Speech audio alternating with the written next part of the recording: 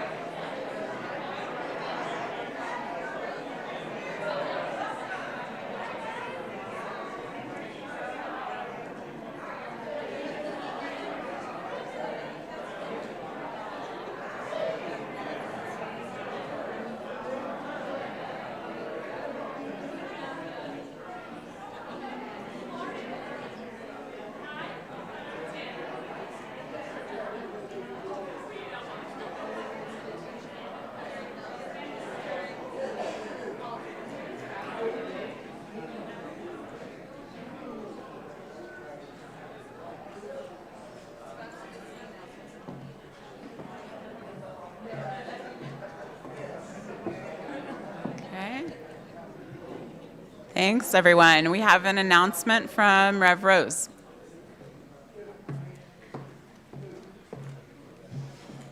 Good morning, everyone. Today I have one announcement, and it is about this very service. Today our gathering is centered around the topic of addiction and recovery from addiction. This is such a prevalent issue in our world, and although many people who face these issues find themselves hidden under a shroud of shame, today we are hoping to create a little bit of space where maybe, just maybe, we can do what a community is supposed to do and offer support and care in real time to those whose lives are or have been affected by addiction. Now, addictions can look like many things, as you know, although today our speakers are speaking from a place of being addicted to alcohol. This conversation is about so much more than that. People can become addicted to many things, as you know: prescription drugs, gambling, sugar, exercise, devices, behaviors, etc.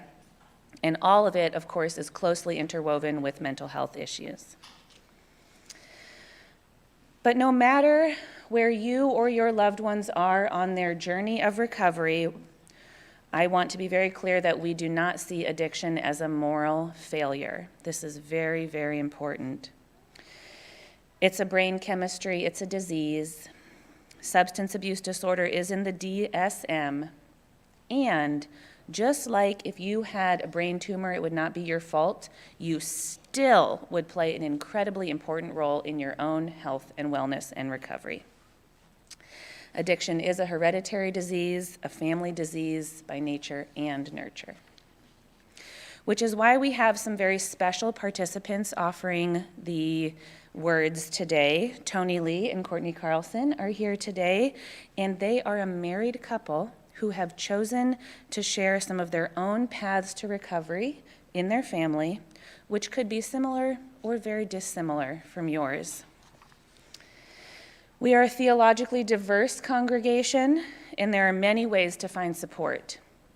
There are plenty of programs and therapies that are varied and tailored to individual needs. At our church, we have a SMART recovery program, which meets at 6 p.m. on Tuesdays, and there are so many more resources in the Johnson County area. No matter your theology, no matter your social location, no matter if you can go in person or in Zoom, there are plenty of resources. Anything that is human is mentionable. Therefore, today on our theme of vulnerability, I invite us all, no matter if we struggle with this topic or not, to enter into a space of honesty in support of those who share with us today, and of all of us, myself included, whose lives have been affected by addiction or loving someone with addiction.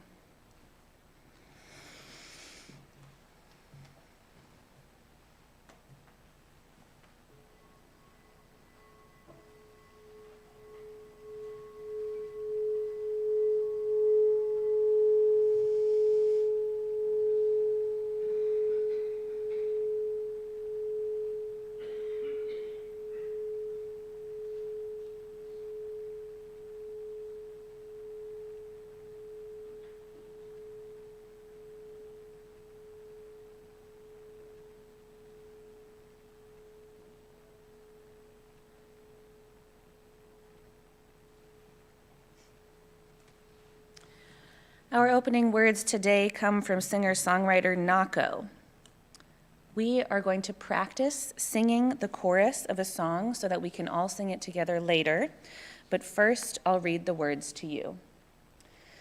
Don't waste your hate. Rather, gather and create. Be of service. Be a sensible person. Use your words and don't be nervous. You can do this. You've got purpose. Find your medicine and use it. Now let us sing along with our musicians. Good morning. I have a friend here, Anna, who's going to help us learn this song because we're going to sing it later in the service together. So Anna, would you mind playing this and singing it for us 2 times through so we can hear how it goes? Yes.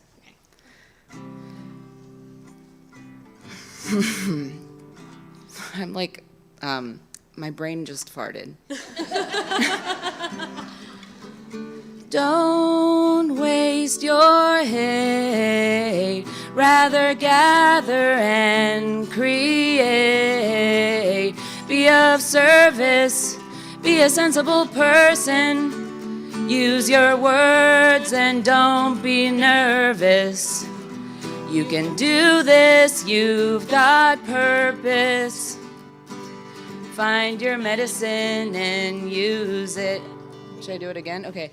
Don't waste your hate, rather gather and create. Be of service, be a sensible person. Use your words and don't be nervous. You can do this, you've got purpose. Find your medicine and use it. Okay, so I have like a couple degrees in music and I'm still struggling to learn this song. So will you teach it to us one phrase at a time and then we'll repeat after you? So we'll do don't waste your hate, rather gather and create. We're going to learn how to sing just those 2 lines. Don't waste your hate, rather gather and create. Okay, let's all sing those 2 lines together and help your neighbor out by singing really loud so you can help them learn too. Okay, here we go. Don't waste your hate, rather gather and create. Nice. Very loud, very good. Okay, let's do the next 2 lines. Be of service, be a sensible person, use your words, and don't be nervous. How's that one go? Be of service, be a sensible person. Use your words and don't be nervous. Okay, let's do that one together. I already heard some people singing, so help your neighbor out by singing really loud. Here we go. Be of service, be a sensible person. Use your words and don't be nervous. Awesome. Okay, let's do the last two lines.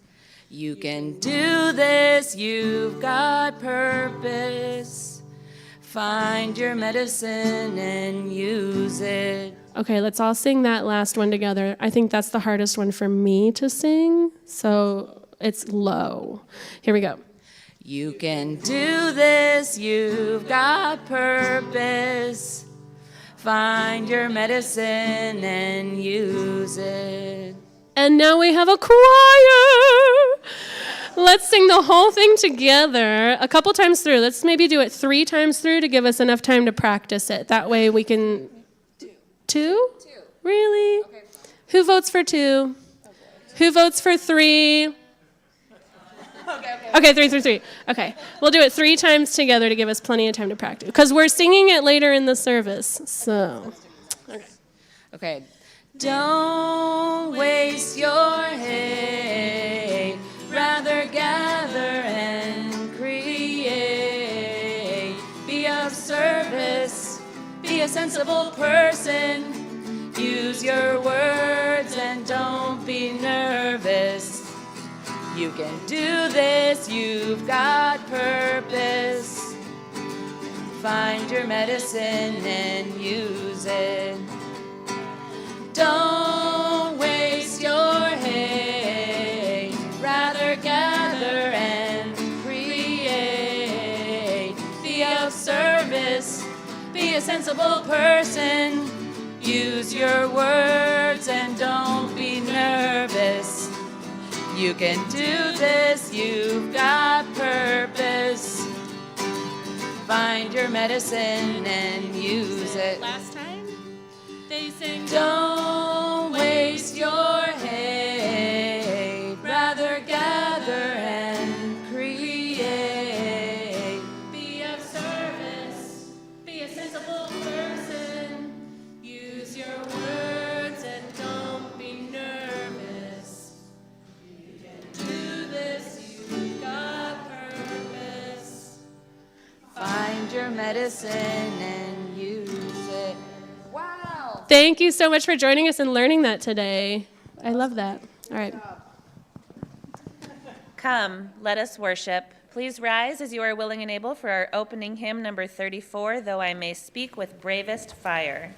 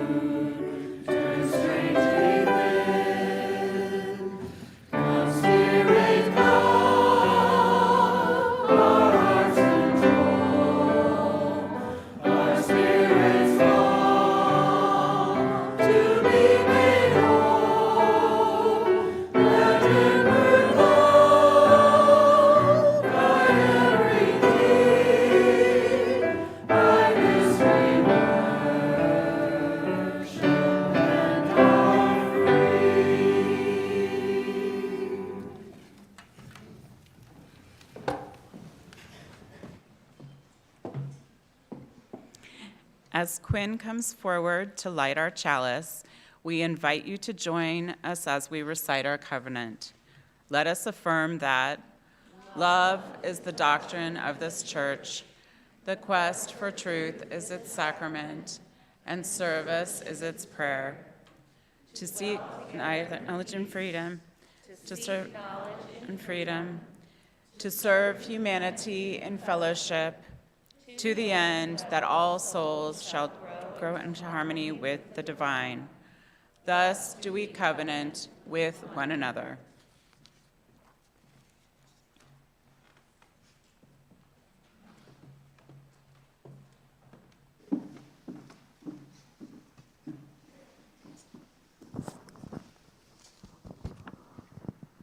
Could I have all the children come forward?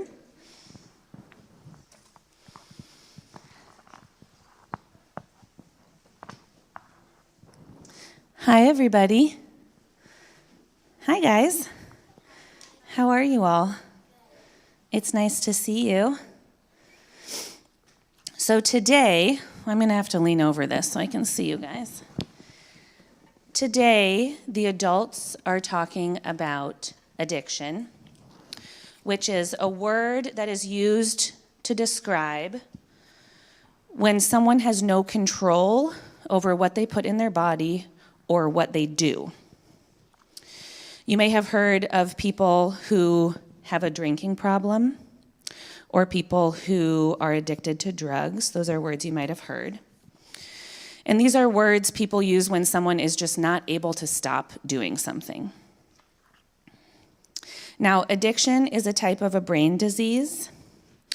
And if you have any questions about it, you can talk to your parents, you can talk to your school counselor, or you can talk to me. Now, if you do have questions, I really encourage you to ask them. Because one of the most important things that me and the grown-ups are going to be talking about today is about getting help. And if you have a question, that's kind of like asking for help. You're asking to know more. Because asking for help is one of the most important things that we can do, but it's also one of the hardest things to do. Actually, yesterday, I was in the park, and I saw a little boy, and he was trying to lift a huge rock. And his dad was watching him. The little boy was straining, and finally, he just gave up, and he went to sit next to his dad. He was pouting, and the dad said, "Well, did you use all of your strength?" And the little boy said, "Yes." And the dad said, "No, you didn't, because you didn't ask for my help yet." Because sometimes asking for help does really take all of your strength. And this is true especially when you really need help. Because if you didn't really need help, you could ask or not ask, and it kind of is fine either way, right? But if you really need help, it can be really, really hard to ask. I think all the grown-ups in this room know how hard it is to ask for help when you really need it. So let's brainstorm. Let's do a little brainstorm. I'm going to ask you some questions, and you can answer out loud or you can answer in your head, okay? Are you ready for these questions? All right, first of all, how do you know when you need help? Yeah. If you keep on trying, but you can't get it, yeah. When you're struggling, yeah.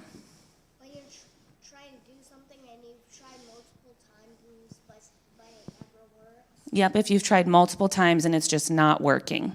Yep, those are great answers. Now, my answer to this question would be, I know that I need help when something is taking up my whole brain space. Do you know what I mean? So here's an example. Let's say you were at school and you had an accident. Has this ever happened to anyone?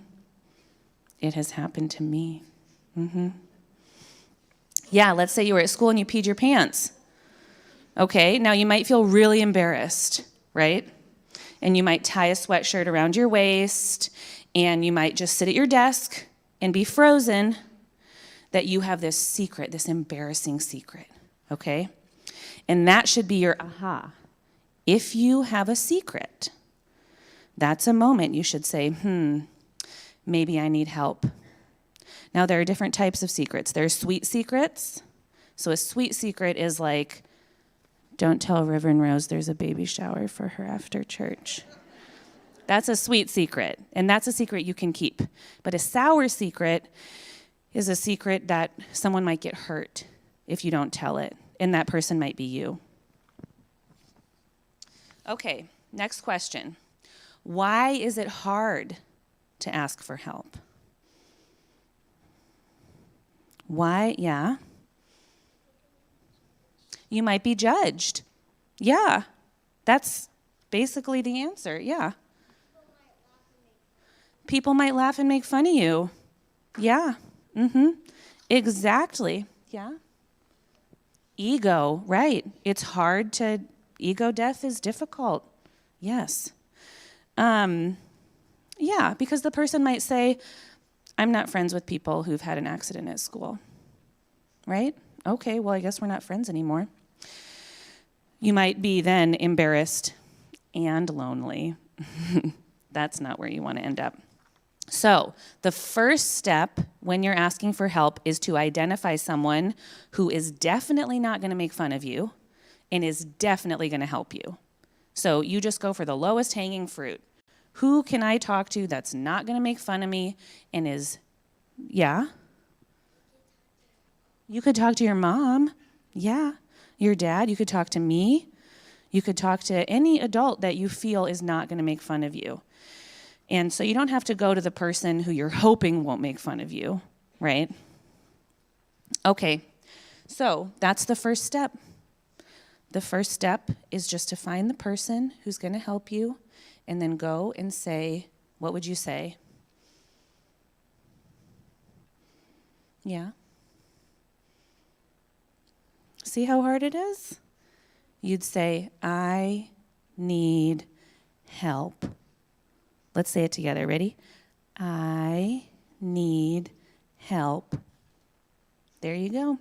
You may go to your classes.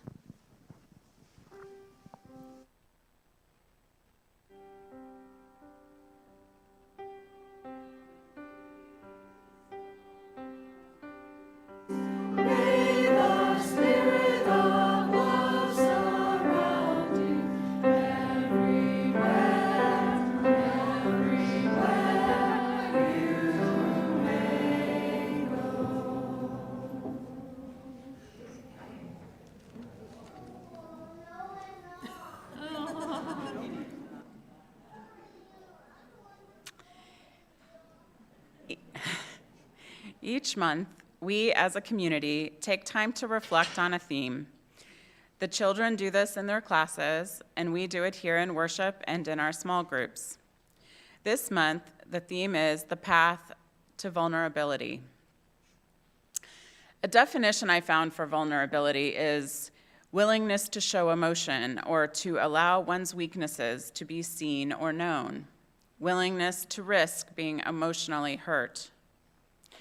Today's topic of addiction is an incredibly vulnerable one for me because I am married to an alcoholic. And as I take the risk to share a bit of my story, I do so with the hope that it will show someone here that you are not alone and that there is hope, regardless of whether the person suffering from addiction in your life ever enters recovery. 10 years ago this spring, we were veering off the rails, the wheels were falling off, the bottom was falling out. Really, any metaphor that could describe a relationship in a precarious state would have been apt. As Tony's drinking worsened, and you'll hear his story later, my desperation to control him, to save him, to control what others saw and knew, reached a breaking point. A few months later, once he finally sought help, I needed to do the same.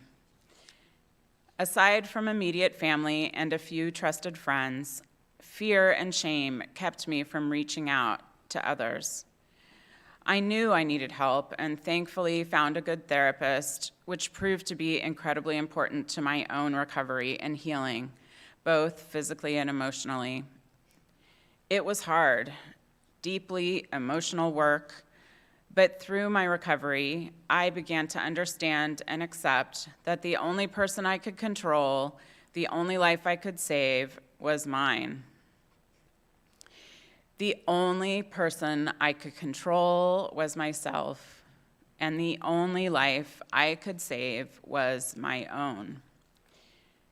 This was so difficult for me to accept in the beginning, but it became the most freeing thing I learned. Our story took a turn for the better. Tony took responsibility for his sobriety, which helped me to relinquish control and begin to trust again. Rebuilding trust can feel, and sometimes is, impossible when you're in relationship with someone with an addiction. The only way I can explain how it worked for me was that I learned to trust again by trusting. By stepping back as Tony managed his own recovery, I saw that I could trust him to do so. And as he became an engaged partner in our marriage once again, I saw that I could trust his commitment and love. I kept showing up, and so did he. If you are in a relationship with someone who is addicted right now, I want you to know that you aren't alone. You have nothing to be ashamed of, and you are not responsible for the other person's behavior. As one recovery program says, you didn't cause it, you can't control it, and you can't cure it. What you can do, what you must do, is take care of yourself and let the other person take responsibility for themselves and their actions. This detachment with love is so important to your recovery. Regardless of whether or not the other person recovers, you can.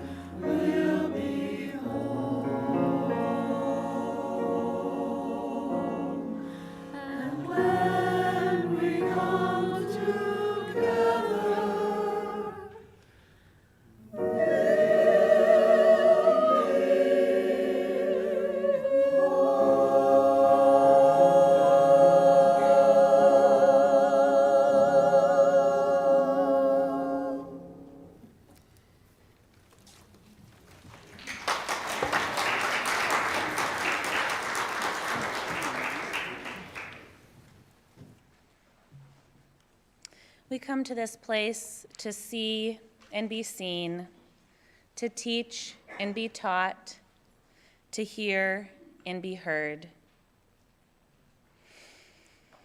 I invite you to reach over and nudge the person next to you, remembering that we're here together, gathered in peace and authenticity and intention. We also come to this place to share our joys and sorrows. If you have a joy or a sorrow to share, I now invite you to come forward and light a candle. You can share what's in your heart or on your mind in 2 to 3 sentences, or you can share in a single word, or just simply light a candle in silence.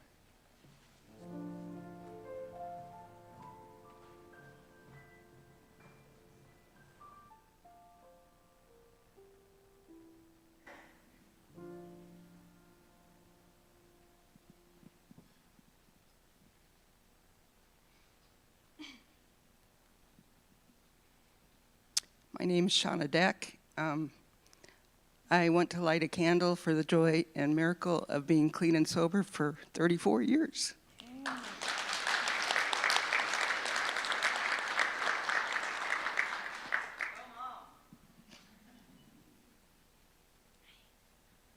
Hi, my name is Charlie. Today I'm lighting 2 candles, 1 candle of joy for one of my best friends who just had their 1-year anniversary sober of meth, and 1 candle of sorrow for our friend Mickey, who we lost a little more than a year ago to addiction.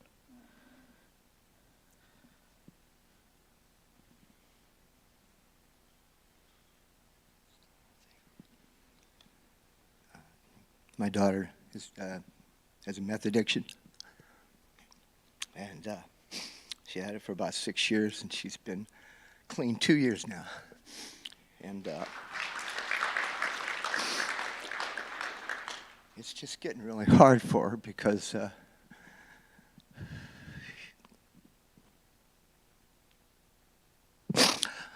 she had 2 people that were her supporters.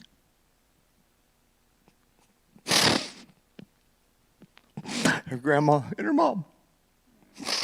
And they both passed within 3 weeks of each other. And she's really struggling.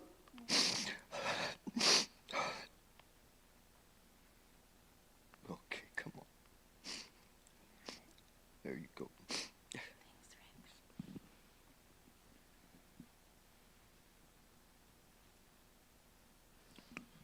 My name is Curtis, and I'm going to light 2 candles. The first one of joy. My son, after an intervention last year, now has celebrated over 6 months clean. And myself, as a long-term recovering addict, recently celebrated a milestone of my own. And then one of concern for my daughter, because nobody can call another person an addict until they call themselves an addict.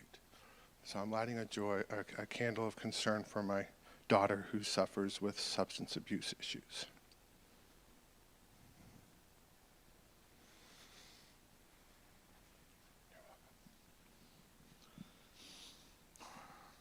My name's Red Dog. I'd like to light a candle of sorrow for the homies and the homeless that's died due to violence out on the streets that stemmed from alcoholism, drug addiction. You know, you don't have enough candles for the people I've known. You know.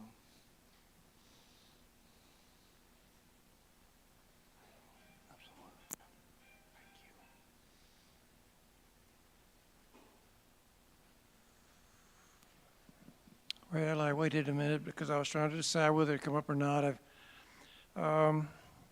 My previous wife died of alcoholism, and it's just always sad to think back about it because what a shame it was. Mensa smart and great person, but just couldn't stay away from that stuff. And I still live in confusion today as to why she couldn't. All those AA meetings and everything, it just didn't seem to work for her. It's sad.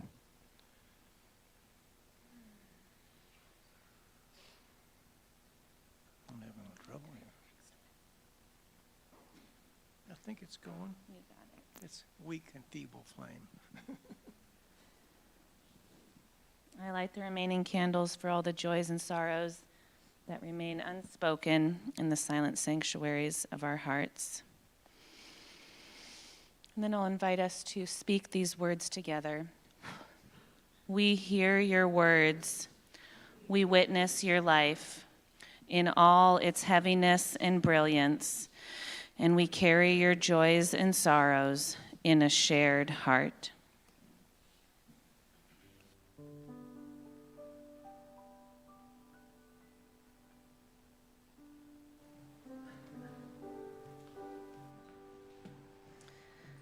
Today for our meditation, I invite you to close your eyes as we sing the meditative hymn.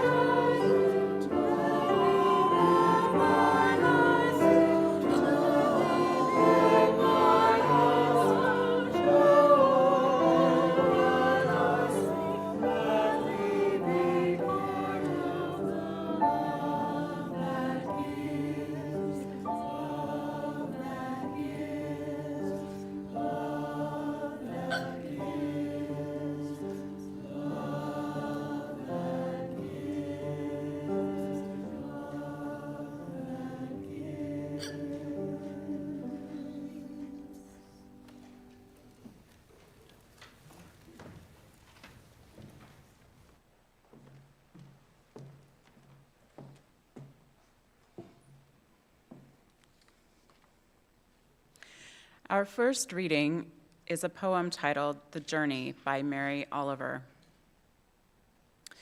One day, you finally knew what you had to do and began. Though the voices around you kept shouting their bad advice, though the whole house began to tremble and you felt the old tug at your ankles, "Mend my life," each voice cried. But you didn't stop. You knew what you had to do. Though the wind pried with its stiff fingers at the very foundations, though their melancholy was terrible, it was already late enough and a wild night, and the road full of fallen branches and stones. And little by little, as you left their voices behind, the stars began to burn through the sheets of clouds, and there was a new voice which you slowly recognized as your own, that kept you company as you strode deeper and deeper into the world, determined to do the only thing you could do, determined to save the only life you could save.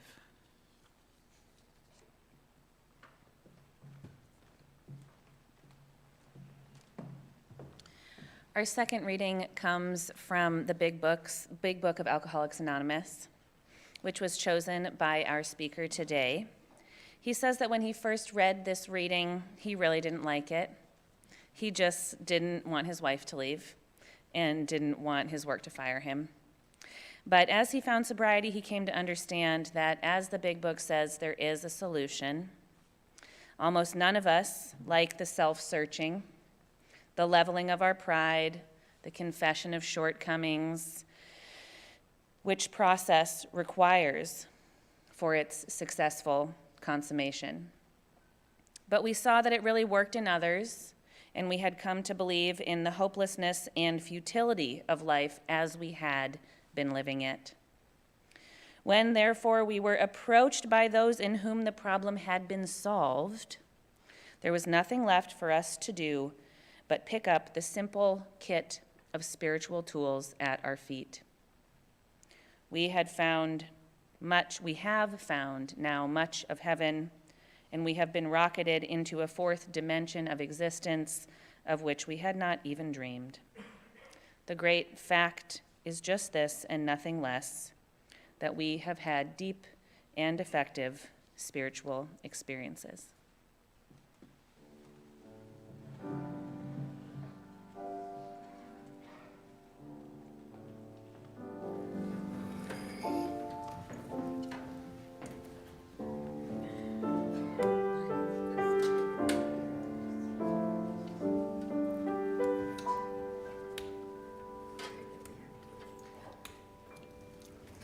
All right, good morning, guys.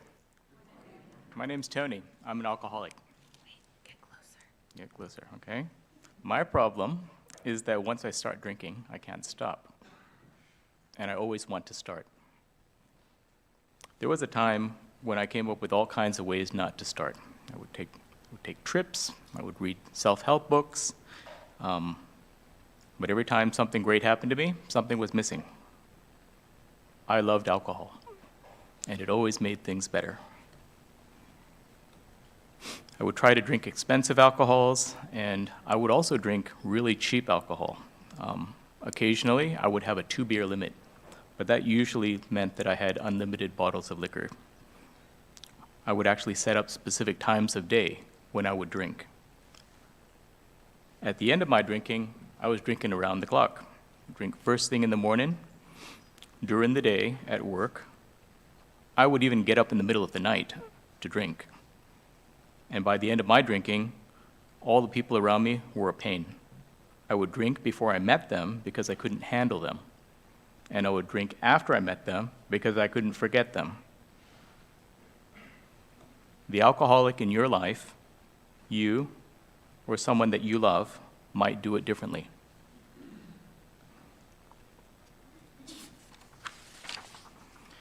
There are other addictions as well.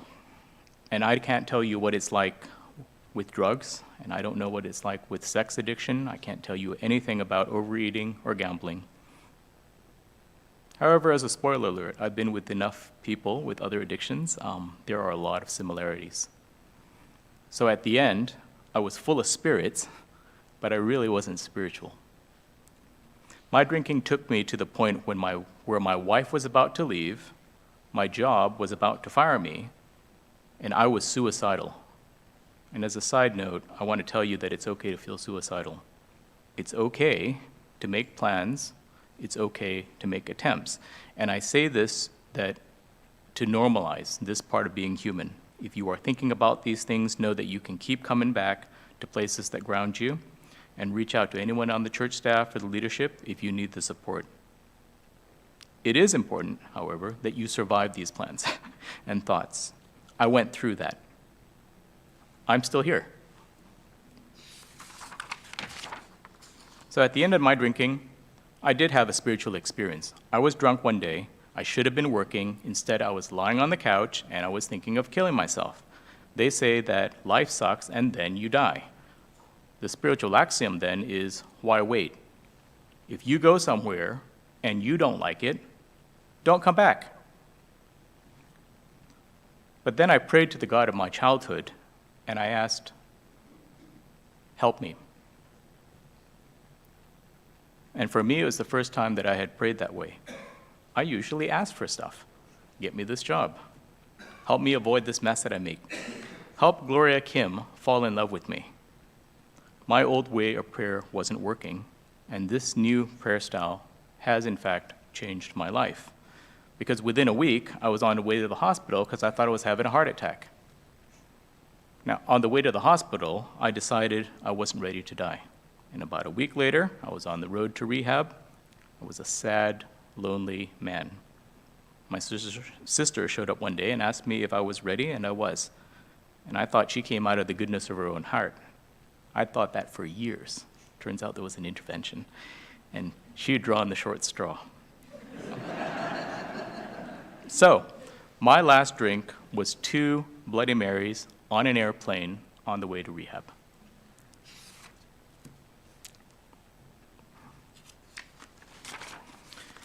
When you decide to stop, you don't have it in you. If someone needs to stop, they won't have it in them either. And that's kind of an intimidating statement for all of the things that I needed to do in order to get sober and to stay sober. I had to diagnose myself as an alcoholic. Nobody else could do that. And the question, are you an alcoholic, kept coming back to me every day at the end. I had to hang out with a group of other addicts. It started at rehab, and it kept going after I got home. Another group of drunks who kept hanging out together, and they told me to keep coming back. I had to work a program of recovery. I did not want to work a program of recovery, and I especially did not want to work the 12 steps. However, in hindsight, there's good news. I found out that you can only work 1 step at a time, and that you don't have to want to work the next step. By the way, the first step is admitting that I'm an alcoholic and that my life is unmanageable. And if you're at that point in your life, it, for me, was kind of a no-brainer at that point in time. Now, it wasn't clear what to do, so it helped to hang out with people on the same path. And there is a book, there are recordings, people talk about their experiences at meetings. It can feel cultish at times. That community,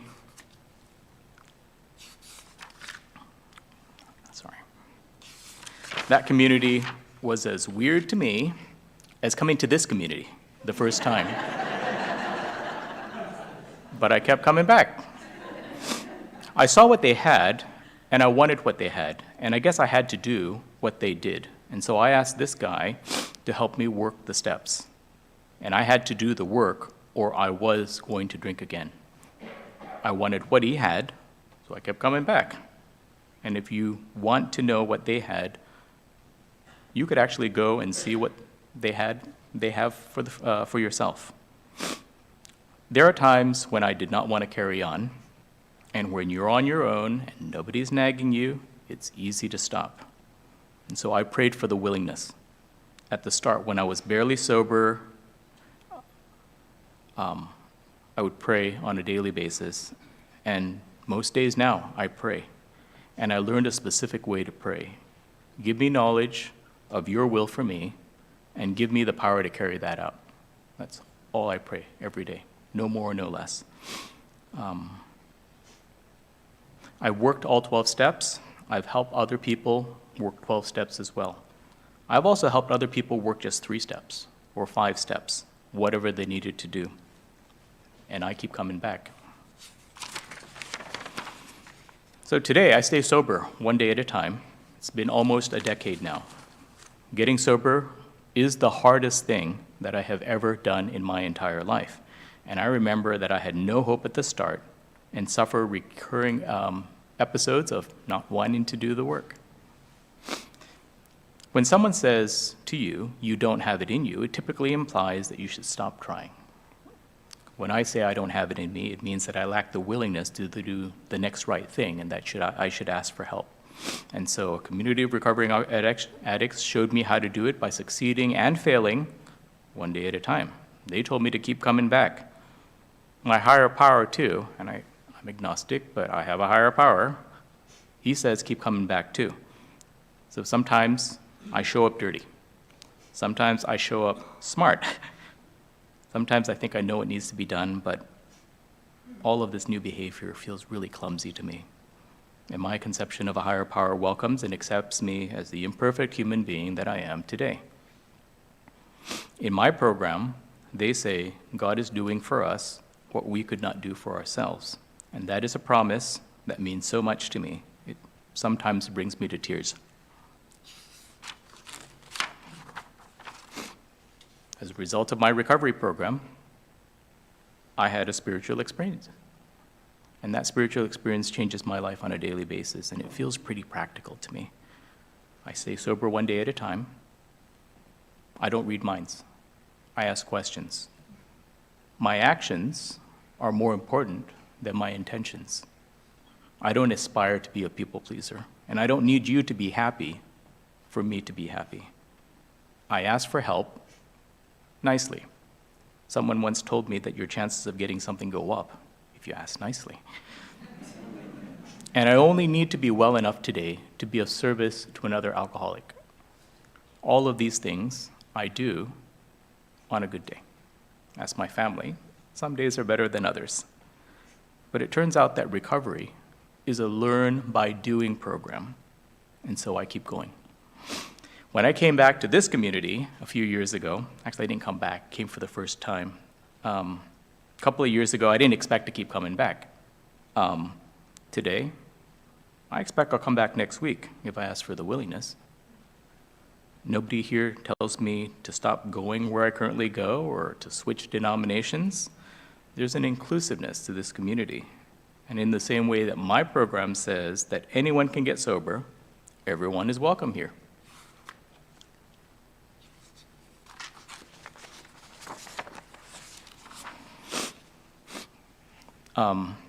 For this audience, I know we specifically welcome people here who deal with addiction. And that may be you or someone that you love. And so in conclusion, I find this community is inclusive. And I think it's important that we are not conclusive. There's an important difference. You all say that love is the doctrine of this church. We grow into harmony with the divine.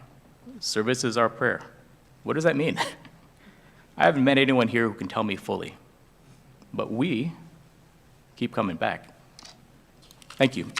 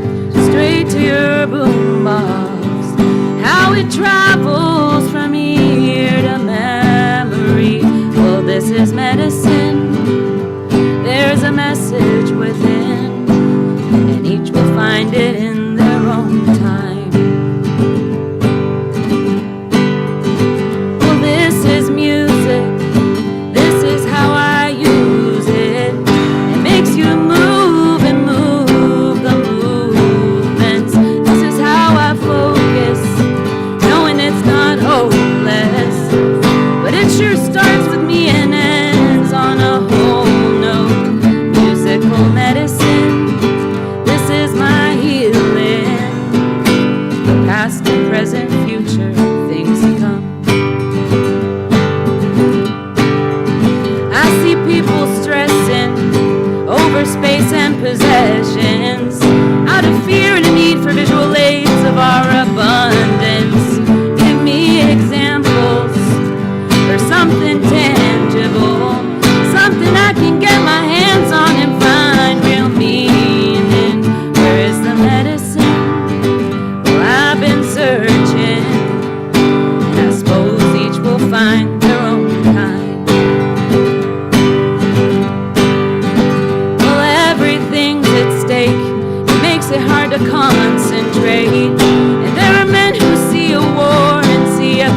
paycheck to such different programming to live so fearfully.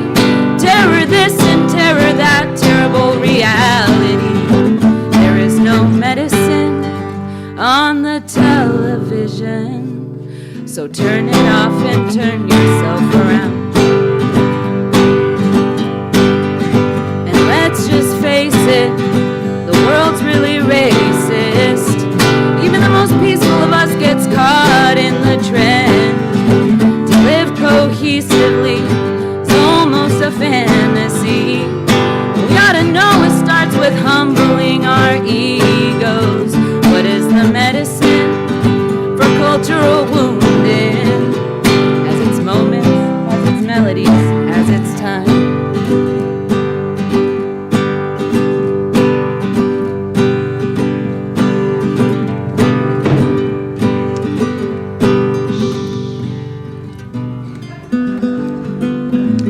We're now going to participate in a singing ritual. We do this because we believe that one of our main goals as a community is to interrupt self-destruction. So I'm going to read off some categories that you may identify as, and I invite you to come forward and receive a song and gather right here. So I invite you to come forward if you are actively addicted, in recovery from addiction, if you are in relationship with an addict, if you have ever been in relationship with an addict, a child of an addict, married to someone who struggles, if you have friends or loved ones or your own children who are unable to live well. If you struggle with your mental health, if you don't want to be touched, put your hands over your chest. Otherwise, lay your hand on a shoulder. If you struggle with your mental health, which so often slides into addiction.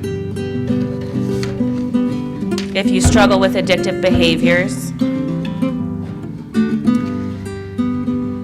And now, I invite the rest of you. You may stay seated, or I invite you to come up. Join these people, stand beside them, offer them your love. Come on, you can stay in your seats, but I invite you to come forward and sing over these people.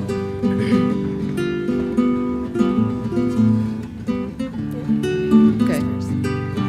Well, I was listening to the outgoing seasons about climate change and some of the reasons. When the sky opened like I'd been hoping, and there came horses by the thousands, and there was thunder on their tongues and lightning on their minds, and they were singing this old melody from some other time. They sang, don't waste your hay, rather gather and create. Be of service, be a sensible person, use your words and don't be nervous. You can do this, you've got purpose. Find your medicine and use it. Don't waste your hay, rather gather and create. Be of service, be a sensible person, use your words and don't be nervous. You can do this, you've got purpose. Find your medicine and use it. Don't waste your hay, rather gather and create. Be of service, be a sensible person, use your words and don't be nervous. You can do this, you've got purpose. Find your medicine and use it.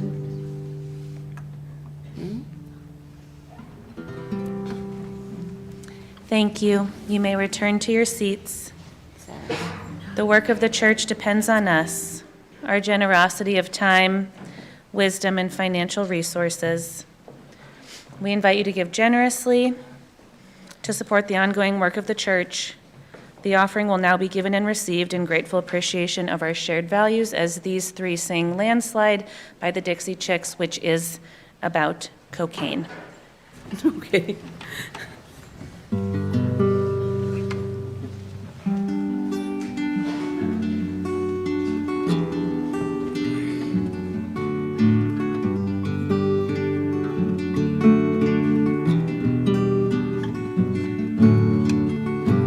Took my love and I took it down. I climbed a mountain and I turned around, and I saw my reflection in the snow-covered hills. Well, the landslide brought me down. Oh, mirror in the sky, what is love? Can the child within my heart rise above? Can I sail through the changing ocean tides? Can I handle the seasons of my life?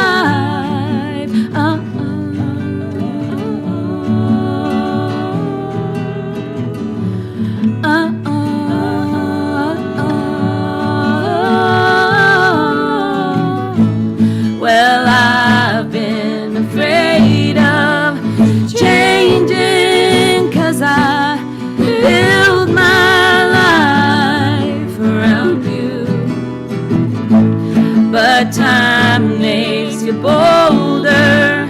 Children get older, and I'm getting older too. Well,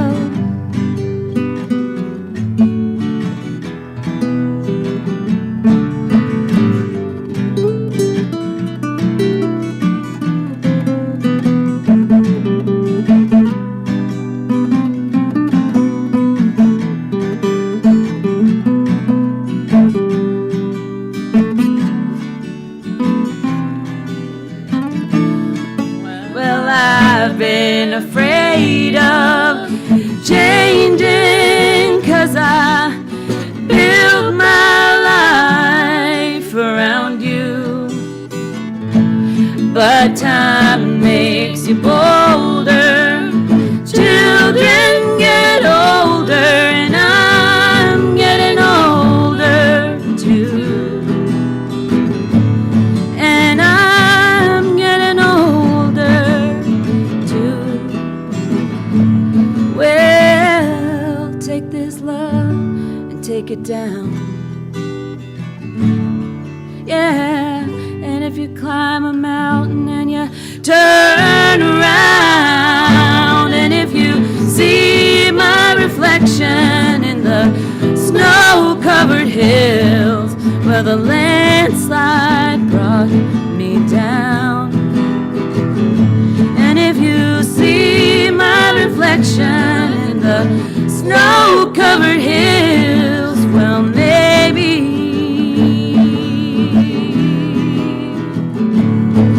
well, maybe,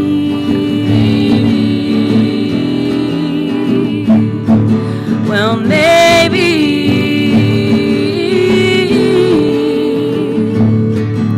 the landslide will bring you down.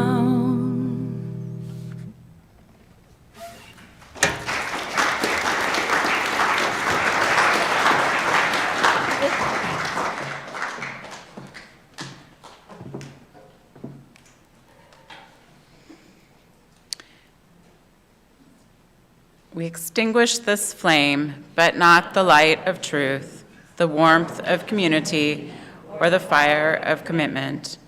These we carry in our hearts, until we are together again.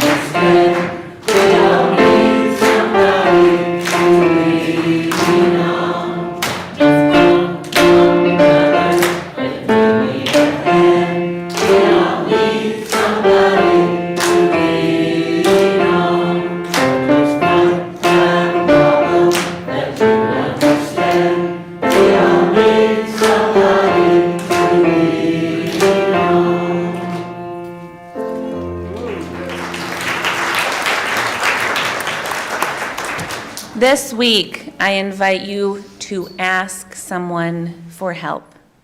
Go in peace.